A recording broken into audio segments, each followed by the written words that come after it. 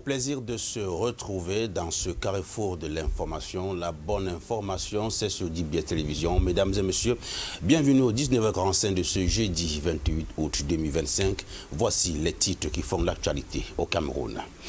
Le rapport sur l'état de lutte contre la corruption au Cameroun en 2024, la CONAC, dans son travail rendu hier à Yaoundé, a évoqué plusieurs dénonciations et secteurs publics qui reviennent. Parmi les accusés de corruption, notamment le secteur sanitaire, qui n'a pas échappé au listing des abonnés aux mauvaises habitudes. C'est à suivre dans cette édition de l'information. Et puis, carnet noir, dans ce journal, la légende du Beat Kotsi, Ange Emeran Ibogo, est décédé ce jeudi 28 août 2025 à Yaoundé, à l'âge de 73 ans des suites de maladie.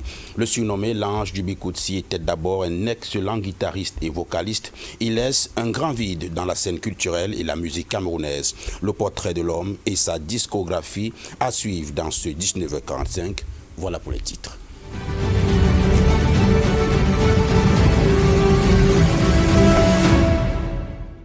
De vous informer sur DBS Télévision. Bienvenue au 19h45 de cette semaine. Nous sommes le jeudi et pour entamer ce journal, c'est avec la réforme foncière et domaniale. Des acteurs de la région de l'Ouest et du Nord-Ouest sont à Bafoussam pour un atelier d'élaboration du document politique national en matière foncière et domaniale au Cameroun.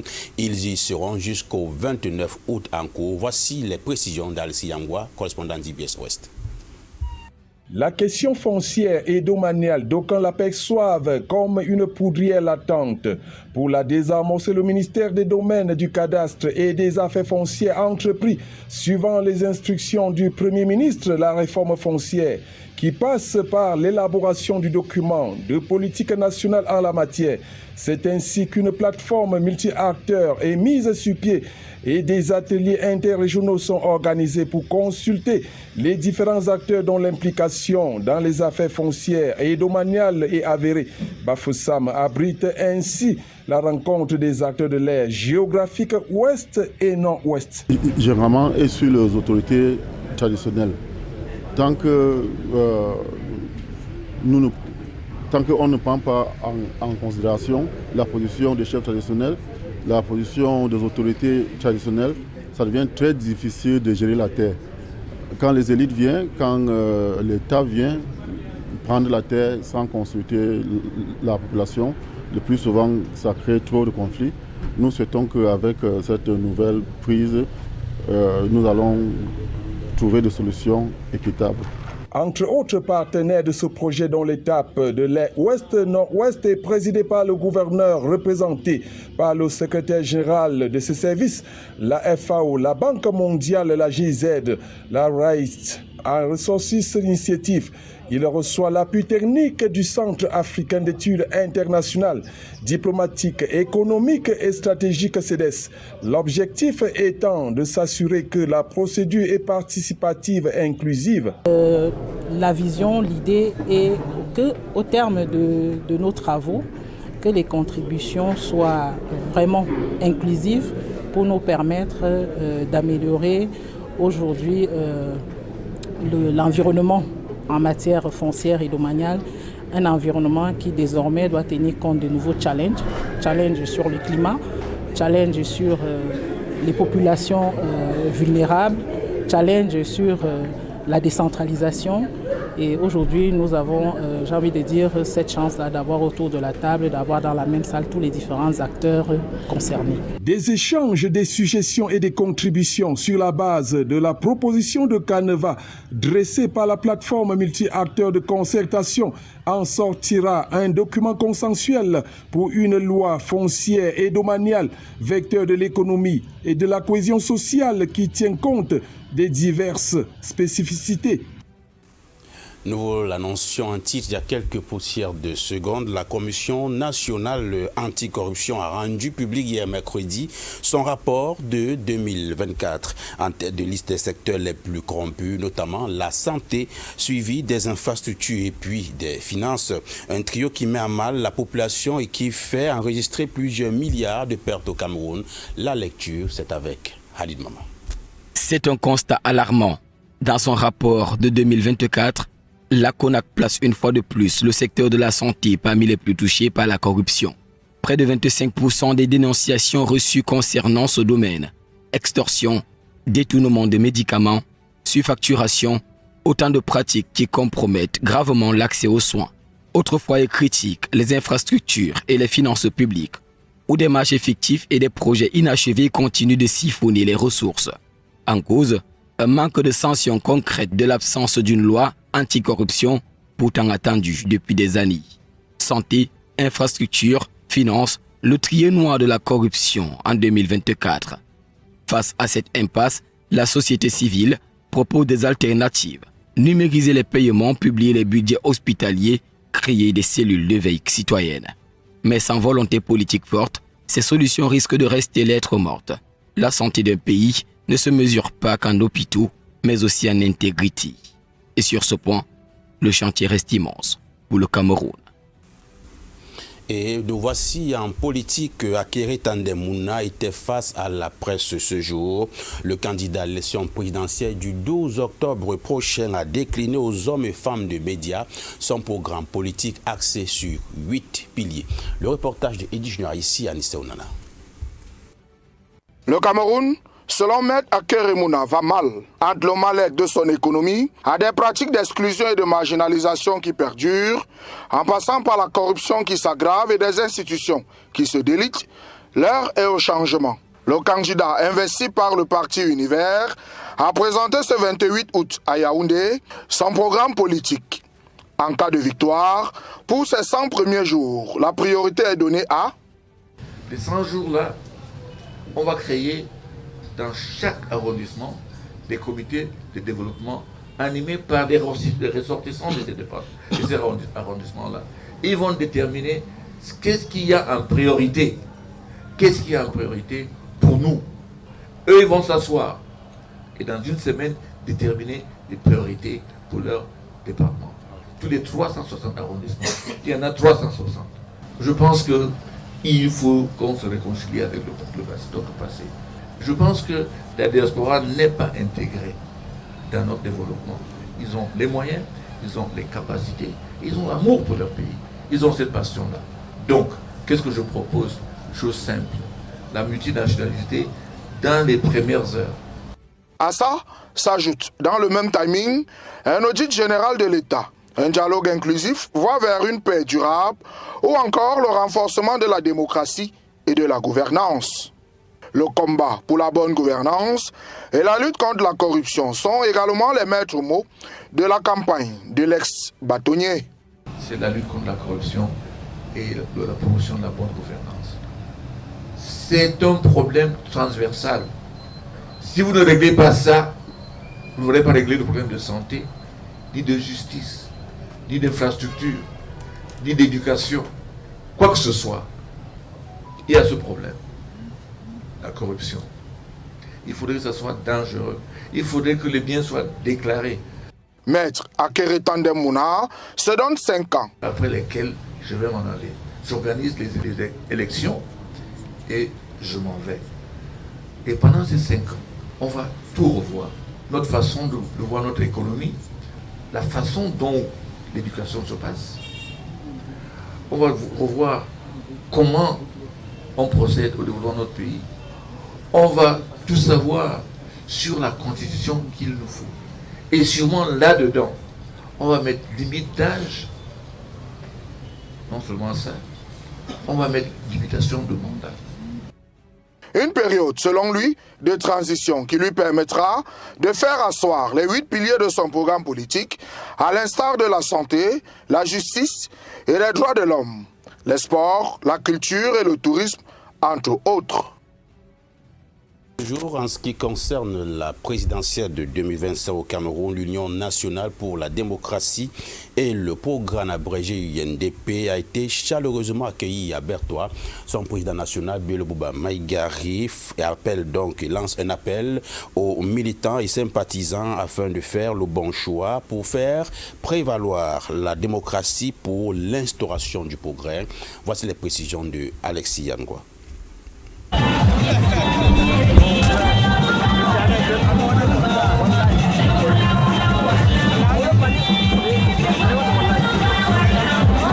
C'est un accueil très chaleureux qui a été réservé à Bello Bouba Maïgari, président national de l'Union pour la démocratie et le progrès, à la place de fête de Berthois, en pleine tournée nationale de lancement de sa campagne présidentielle entamée le 21 août dernier. À cette occasion, militants et sympathisants sont venus des 4 départements de la région de l'Est pour apporter leur soutien indéfectible au candidat Bello Bouba Maïgari qui a pour programme la réconciliation nationale, la justice et le développement. L'accueil que j'ai reçu depuis que je suis entré dans la région de l'Est est particulièrement enthousiaste, déterminé et favorable.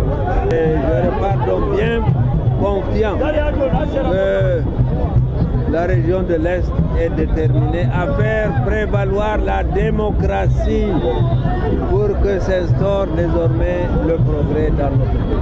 La descente du président Bello Bouba Maïgari à Berthois était marquée par l'installation du bureau régional de campagne dans la région de l'Est. Cette équipe, conduite par Adamou Abdon, par ailleurs maire de la commune de Garaboulaye, devra assurer une présence dynamique sur le terrain, mobiliser les électeurs et coordonner les actions locales du parti pour une victoire éclatante. Cette marque d'estime, je me vois galvanisé pour pouvoir mener à bien cette campagne, afin que au soir du 12 octobre, nous puissions célébrer cette victoire que nous attendons tous à bras ouverts. Je voudrais demander à mes frères et sœurs de l'Est de se réveiller, de se mettre debout et d'aller tous aux urnes ce jour du 12 octobre pour pouvoir libérer cette religion qui peine depuis l'indépendance à se développer comme les autres parties du territoire du Cameroun, parce que vous savez que l'Est regorge toutes les richesses naturelles. La mobilisation des militants et sympathisants à la place de fête des Berthois est la preuve d'engagement de ceux-ci à renverser la tendance, comme cela s'est fait à Garaboulaye pour le développement du Cameroun et la région de l'Est en particulier. National pour la démocratie et le progrès, chaleureusement accueilli à Berthois, un reportage de Hugues Pascal Thiofo. Vous faites bien de regarder le journal sur DBS Télévision, le 19h45. Dans la suite, vous l'avez certainement remarqué, aujourd'hui se célèbre la journée mondiale du nœud papillon. C'est une journée dédiée à cet accessoire de mode emblématique, symbole d'élégance et d'individualisme qui invite d'ailleurs chacun à exprimer son style en portant un nœud papillon, quoi qu'il soit classique ou original. Audi Flora nous en dit plus. Journée mondiale du nœud papillon, célébrée chaque 28 août de chaque année. Et si on revenait dans l'histoire, les mercenaires croates des guerres prussiennes du 19e siècle seraient les inventeurs du nœud papillon. Ce nœud papillon consistait en un foulard autour du cou pour maintenir l'ouverture de leur chemise, utilisant le nom cravate qui signifie croate en français. Les classes supérieures françaises adoptèrent rapidement cette idée. Femmes, hommes et enfants de sexe confondus abordent le nœud papillon, une mode qui fait son temps des plus belles lurettes.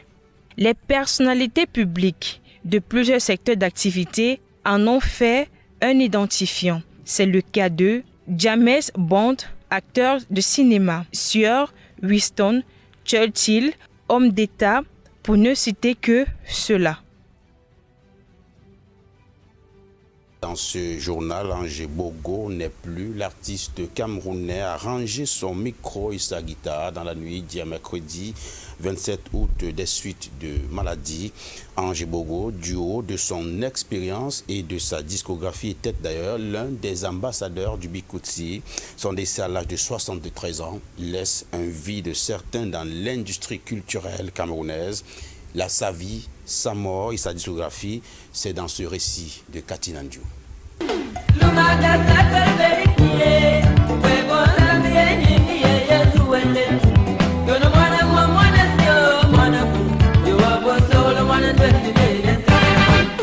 L'une des voix les plus percutantes et respectées du Bikutsi vient de quitter la scène. Angé Bogo Emeran a rendu son micro hier au CHU de Yaoundé, déçu de maladie à l'âge de 73 ans. Issu d'un parcours modeste avec une formation à menuiserie et coffrage, il s'est consacré à la musique dès son jeune âge, débutant comme choriste avant de devenir arrangeur, instrumentiste et chanteur à la voix angélique avec un talent qui lui a valu le surnom Ange. Il a connu une carrière prolifique avec plus de 400 chansons et une vingtaine d'albums, abordant des thématiques de la vie, l'amour, les traditions et les réalités sociales du pays. Son décès marque une grande perte pour la scène musicale camerounaise le Bikoutsi, où il était considéré comme un pilier, un mentor respecté et un passeur de culture pour la jeune génération d'artistes. L'héritage d'Ange Ebogo Emeran demeure immense, tant par son œuvre artistique que par son influence. Sa carrière a débuté dans les années 1970 et il est devenu célèbre avec son titre Okon Makon, sorti en 1984. Un album qui marque son succès dans le Bikoutsi, mais aussi dans d'autres styles comme le reggae et le makossa. Un artiste ne meurt pas, mais il dort. Bon et beaucoup de courage à la famille éplorée. Dans la suite de ces 19h45, venons-en à notre large page sportive avec le tournoi de la fraternité Maître Edi Monana. Après un mois de beaux passe-temps et de vivre ensemble autour du sport roi, la finale s'est disputée récemment au stade de Saint-Martin de la cathédrale de Konsamba sous le regard de notre correspondant Franck Lunendifo. Tournoi de la fraternité Edi Monana Ferdinand, le clap de fin pour cette 7e édition était au stade de Saint-Martin de la cathédrale de Konsamba, un moment d'effervescence entre le promoteur et les populations locales. Nous avons constaté tout au long du tournoi un bel esprit, beaucoup de fair play, beaucoup de camaraderie et surtout, n'est-ce pas, la naissance de relations entre les personnes du fait de ces rencontres. Nous pensons que le but poursuivi, c'est-à-dire le raffermissement du vivre ensemble, est un but atteint. Moment festif, le Carrefour Le Roi FC s'est imposé face au cercle des jeunes de Kantimbeng sur un score de 2-1. Je dis d'abord merci à M. Nanedimo pour l'organisation de ce championnat. On a manqué de réalisme et l'équipe adverse, les joueurs se corrigent. Nous avons manqué de réalisme et directement ils ont corrigé. C'est pour ça que nous avons perdu aujourd'hui. Apparemment, c'est notre compétition parce que chaque année, quand une équipe vient jouer contre nous, elle sait qu'elle doit perdre. Mais sinon, la rencontre a été très bonne quand même. Carrefour Le Roi FC confirme ainsi son goût de l'effort dans ce tournoi pour la 3e fois consécutive avec beaucoup d'autres prix individuels. Je remercie également l'organisateur du tournoi pour cette fête qui est organisée aujourd'hui. Donc je suis un président d'ailleurs comblé et très fier de ces joueurs. Je vous dis grandement merci. Et que la fête soit belle ce soir. Bonne fête à tous. Cette finale était couplée à l'excellence scolaire où les élèves des établissements scolaires de la ville de Konsamba ont reçu leur Happy Back to School. Faire en sorte que les enfants continuent à être le fer de lance de la nation. C'est-à-dire ne pas se contenter d'asséner des leçons, amener nos enfants à réfléchir, à avoir une capacité de compréhension et d'analyse suffisante pour pouvoir faire face aux enjeux futurs. La caravane du Happy Back to School et le tournoi de la fraternité Edi Monana Ferdinand se sont ainsi achevés pour l'édition 2025. Le rendez-vous est pris pour l'année prochaine. En attendant, faut-il encore le rappeler ce soir, le Cameroun, une fois encore, joue au premier rôle au sein de la Confédération africaine de football. C'est par l'entremise de Aliou Sidi, promu à la présidence du comité arbitral de la plus grande instance du football africain. C'est une récompense de cet arbitre dont les services sur l'échiquier mondial restent jusqu'ici honorables. Colin Bekatal. Aliou Sidi, honoré dimanche dernier par la Confédération africaine de football CAF. L'arbitre international camerounais a été porté à la présidence du comité d'arbitrage de l'instance fertière du football continental. Alors qu'il faisait déjà valoir ses droits à la retraite, le promu aura désormais la charge de superviser et de développer l'arbitrage, mais aussi de contribuer à la formation et à l'amélioration de sa pratique sur le continent. Voilà qui sonne comme une récompense pour cet homme en noir classé en 2019 17e meilleur arbitre du monde. Approuvé par la FIFA depuis 2008, Aliou Sidi a rédigé de belles pages de son art dans plusieurs compétitions, toutes catégories confondues, telles que les Coupes du Monde, 9 Coupes d'Afrique des Nations, dont la finale de celle de 2019, qui fut un chef-d'œuvre de cet homme en noir d'un bout à l'autre de cette rencontre. C'est donc une lumière qui brille aussi bien sur le nouveau président du comité d'arbitrage de la CAF que sur la nation camerounaise dont il est le digne représentant dans le monde. En sport, en football, cette fois-ci plus précisément, à Manchester United, Bryan Mbeumo a inscrit son premier but sous ses nouvelles couleurs face à Grimsby Town en Coupe de la Ligue, relégué au banc de touche depuis l'entame de la saison en championnat. André Onana, le gardien de but, a eu là l'occasion de disputer son premier match et justement l'ensemble de la rencontre qui s'est malheureusement soldée par une élimination précoce du club mancunien au tir au but après 2 buts partout en temps réglementaire. Allons en savoir davantage dans ce reportage de Parfait Mbouli. À Manchester United, la dernière sortie des Red Devils a été marquée par la prestation de Bryan Mbeumo. Arrivé récemment, l'international camerounais a inscrit son premier but sur ses nouvelles couleurs. Titulaire pour la 3e fois de la saison, il a trouvé le chemin des filets au stade mythique du Blundell Park face à Grimsby Town en Coupe de la Ligue anglaise. Mais ce soir-là, toute l'attention n'était pas seulement centrée sur l'attaquant des Lions indomptables. Le gardien, André Onana, était lui aussi sous les projecteurs. L'international camerounais, lié à Manchester United jusqu'en 2028, traverse une période délicate. Absent lors des 2 premiers matchs de la saison, il est revenu dans les cages pour cette rencontre. S'il est impliqué sur le 2e but encaissé par son équipe, il s'illustre favorablement en stoppant un pénalty pendant la séance des tirs au but. Au terme d'un match accroché, soldé par un nul de 2 buts partout, United a fini par s'incliner lors de la séance des tirs au but. Une élimination précoce qui annonce les couleurs d'une saison difficile pour les Mancuniens, déjà fragilisés par les résultats en championnat. Désormais, une question reste sur toutes les lèvres. Quelle sera la place d'André Onana dans les prochains choix de l'entraîneur? Sa titularisation est-elle toujours garantie malgré ses erreurs répétées? Surtout, comment Manchester United compte-t-il rebondir alors que la pression des supporters et des dirigeants ne cesse de grandir? Merci pour ce précieux reportage de Parfait Mbouli. Nous vous donnons rendez-vous demain pour une autre édition de l'information. Mesdames et messieurs, au plaisir de se retrouver. Restez dans la suite des programmes de DBS Télévision qui se poursuivent. À demain, Inch'Allah.